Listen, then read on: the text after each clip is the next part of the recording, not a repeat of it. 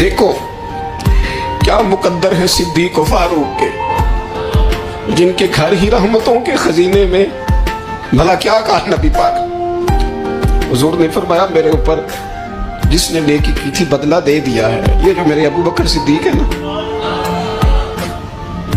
ان کو میں اللہ کی بارگاہ میں لے جاؤں گا، کہوں گا مالک تو ہی بدلہ عطا فرما۔